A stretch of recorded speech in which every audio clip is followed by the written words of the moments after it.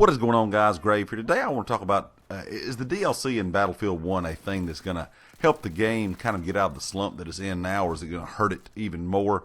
And to kind of give you guys an idea of what I'm talking about, I know you've heard a lot of people saying that they've kind of gotten tired of the game. I've even heard of people that purchased it at Christmas, which is kind of a sad thing to hear, but purchased it at Christmas and just really did not enjoy it. They played it for, about the month of a little bit after Christmas in the month of January, and they're kind of over it already, and there's a lot of players that have been playing from the start, like myself, that are kind of bored with the way that things are going. And of course, it is a World War I game. It is going to be hard to put a lot of stuff into it. We kind of knew that going into it, I guess, or a lot of us did. If you really looked into the way they were going to have to build the game, it's still a great game, but player base wise, it is dropping off. Of course, I'm making this video here on a Thursday night, not too late, and you look at the Battlefield stats, the tracker page right now, as of while I'm doing this, I'm looking, and I have 17,000 players on PC, 88,000 players playing on Xbox, and 77,000 on PS4, which has dropped off a lot compared to about a month or two back. Between all three platforms, all of them had a lot more players. My concern is, yes, the DLC will bring a lot of players back, but the problem is it always splits the player base, in my opinion, when you have premium and non-premium players. Because there's a lot of people that won't buy premium just because they've seen the player base drop off, so they're afraid there's not a lot of people going to be playing it.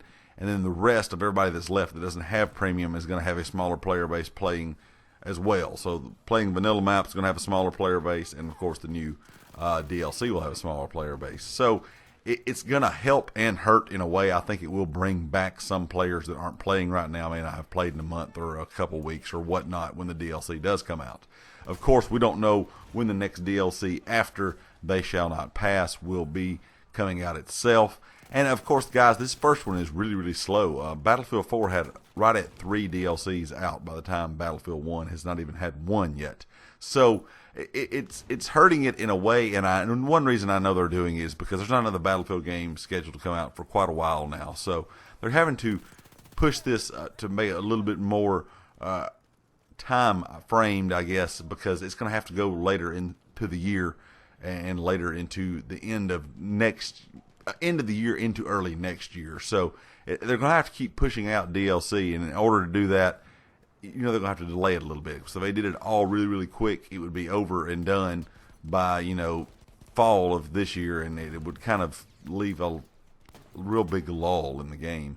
And they're going to have to do something free map-wise or something at that point, kind of like they did with Battlefield 4, to get people's interest kind of keeping within the game. Because if they don't, you can see how this 3 months has been. I know between DLC being slow, people being kind of upset with the way the game's meta has changed, gas grenades and things like that, as you see me throw them. But, it's just a lot of things. And another thing is there's not a lot of weapon choice. I understand that. But like I said at the start of the video, that's the problem you're going to have when you make a older style era game, especially World War I, is you're not going to have that variety of weapons. And what weapons you do have is a lot of the same weapon. Automatic O, for an instance, one of them has better hip fire, the other two don't. It's not a lot of variety. And you guys all know, depending on the class you pick, there's pretty much a go-to weapon in each class, and that's pretty much what you see the majority of players using. I know a lot of people are wanting things changed, and hopefully this big update that's going to come with the DLC will fix that. There's a lot of big plans coming out, and there's also some weapons look like they're going to be coming out with the DLC too. The word is going to be around 9. Hopefully that is the case. I'm not sure if that's going to be 100% sure for certain or not, but don't mark my words on that, but that is the way it is looking. So it will give us a little bit more variety. I still think it's a great game to play, but I understand that it is frustrating, like I said, with the meta, the way the game is playing now. It's just some things are just not working like they should. LMGs, in my opinion, are a little too strong now. Snipers are still ridiculous. Gas is ridiculous. Explosion radius of grenades and things is a little crazy. And just overall, the game is a little stale to some people, and I can understand that because I have those same feelings a lot of times as well when I'm playing. Anyway, guys, leave me a comment. Let me know what you think about the whole conversation here. Do you think the DLC will help or hurt the game? Do you think the player base is going to pick back up? Anyway, guys, if you like the video, hit the like. If you haven't subscribed yet, please do so. I'll catch you next time. Peace.